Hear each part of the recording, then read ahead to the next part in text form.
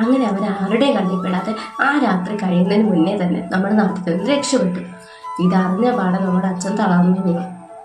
അങ്ങനെ ബാലകൃഷ്ണൻ അമ്മാവൻ ആരോടെന്നുള്ള വാശി തീർക്കുന്നത് പോലെ ഒരാഴ്ചക്കുള്ളിൽ തന്നെ ഒരു പെണ്ണിനെ കണ്ടുപിടിച്ച് വിവാഹം നടത്തി. അതാണ് നമ്മുടെ ദേവകി അമ്മായി. അതാണെങ്കിൽ ഒരു പാവായിരുന്നു. അവരുടെ പൂർണ്ണ സമ്മതത്തോടെയൊന്നും അല്ല വിവാഹം നടന്നത്. ആരുടെയൊക്കെ വാശിക്ക് വേണ്ടിയിട്ട് സ്വന്തം കഴുത്ത് നീട്ടിക്കൊടുത്തു, അത്ര തന്നെ.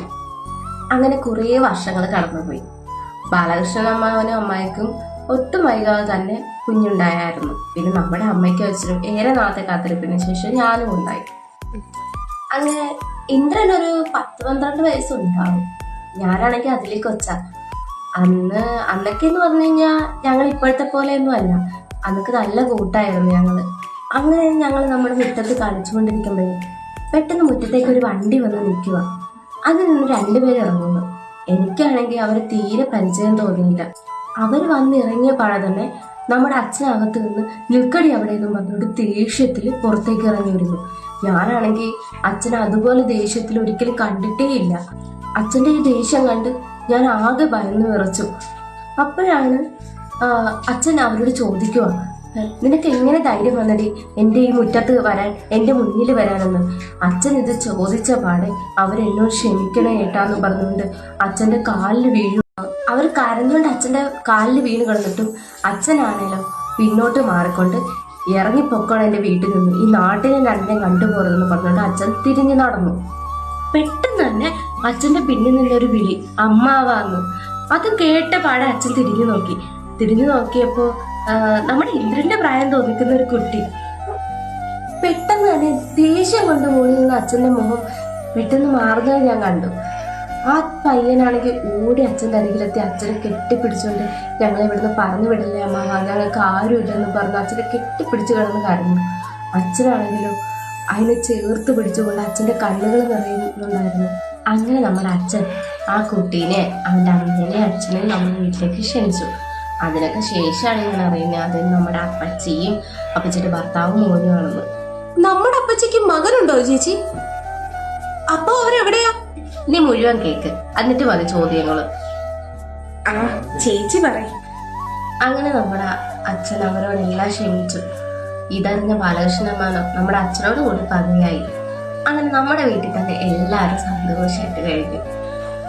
അപ്പച്ചിയുടെ മകന്റെ പേരായിരുന്നു എൻ്റെ അപ്പൂടെ. അതെന്താ ചേച്ചി, എന്റെ അപ്പുവേട്ടനെന്നൊക്കെ എന്തോ ഉണ്ടല്ലോ. അതാണോ ഇന്ദ്രൻ സാർ ഇത്ര കളിപ്പിട്ട് നടക്കണം? ഒന്ന് പൗടി വേണ്ട, നിനക്കിത് മുഴുവൻ കേൾക്കണം, അതേ നിർത്തി പോണം. വേണ്ട പറയ്, ഞാനാകെ ത്രില്ലിലിരിക്കുക. എനിക്ക് മിണ്ടാതിരുന്നോ? നീ പറഞ്ഞതിലും കാര്യമുണ്ട്. ഞങ്ങളുടെ കുട്ടിക്കാലത്ത് എല്ലാവരും പറയുമായിരുന്നു ഗംഗാപ്പൂലുള്ളതാണ്. കൊള്ളാലോ. എന്നിട്ടെന്തായി? അങ്ങനെ നമ്മുടെ അച്ഛനും അനന്തരപ്പച്ചനും ചേർന്നിട്ട് ചെറിയ ചെറിയ ബിസിനസ്സൊക്കെ തുടങ്ങി. അങ്ങനെയാണ് അവരിൽ കൂടുതലും ബിസിനസ് മറ്റേ ചിട്ടിപ്പിരിവും കാര്യങ്ങളൊക്കെ ആയിരുന്നു. അങ്ങനെയാണ് നമ്മുടെ അച്ഛൻ ഇപ്പൊ ഹോം സ്റ്റേ നടത്തുന്ന വീടില്ലേ, അത് അപ്പച്ചിക്കൊക്കെ ആയിട്ട് പണി കഴിപ്പിച്ചു കൊടുത്തേ. അങ്ങനെ എല്ലാവരും നല്ല സന്തോഷത്തിൽ പോയി.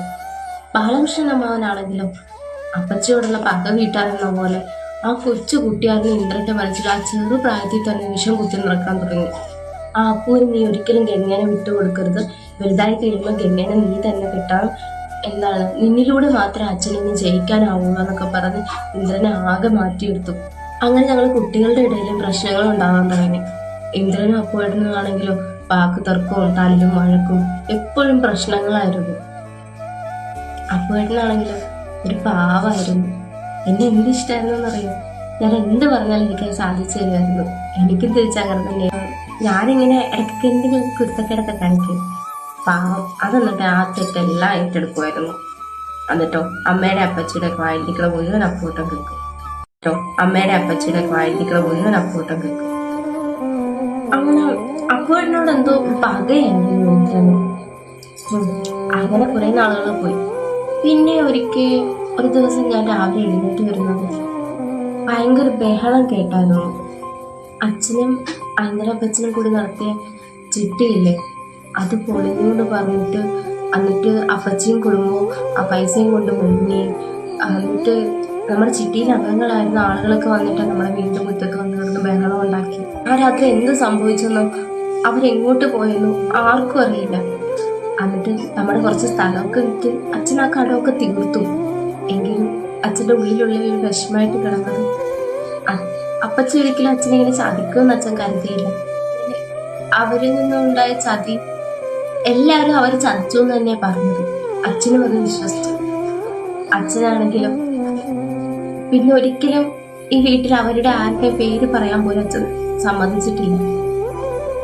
എല്ലാവർക്കും കുറച്ച് ദിവസങ്ങൾ കൊണ്ട് തന്നെ ആ കാര്യങ്ങളെല്ലാം മറക്കാൻ കഴിയും. പക്ഷെ എനിക്കങ്ങനെ മറക്കാൻ കഴിയുമോ? എല്ലാവരെയും പോലെ എനിക്കെത്ര പെട്ടെന്ന് മറക്കാൻ കഴിയുമല്ലോ. ഞാൻ കാത്തിരുന്നു. ഞങ്ങൾ ഒരുമിച്ച് കളിച്ചിരുന്നു. ഞങ്ങളുടെ മാമഞ്ചോട്ടില് കുളക്കടയില് എല്ലാം ഞാൻ ഒറ്റയ്ക്ക് കാത്തിരുന്നു. എപ്പോഴെങ്കിലും അപ്പോട്ടും വരുമെന്നുള്ള പ്രതീക്ഷ. ആ കാത്തിരിപ്പില്ല ഞാനിരുന്നു.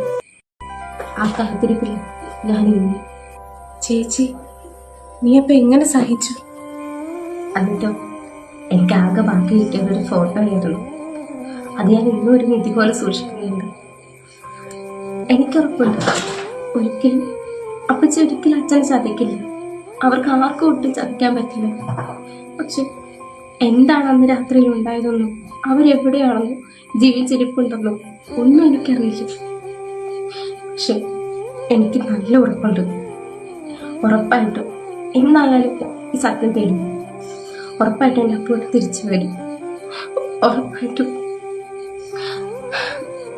അതിനായിട്ടുള്ള കാത്തിരിപ്പിലാണ്. എനിക്ക് അപ്പോട്ടാണ് ഈ ലോകത്തിൽ ഏതോ കോണിലിരുന്നുകൊണ്ട് അറിയും ഈ ഗംഗ ഇവിടെ കാത്തിരിപ്പുള്ളത്. ഉറപ്പായിട്ട് വരും.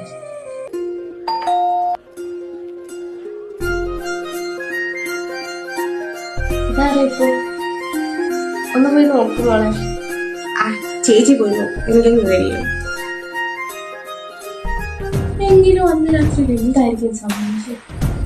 അവർ ശരിക്കും പൈസ കൊണ്ട് മുന്നിൽ കാണും.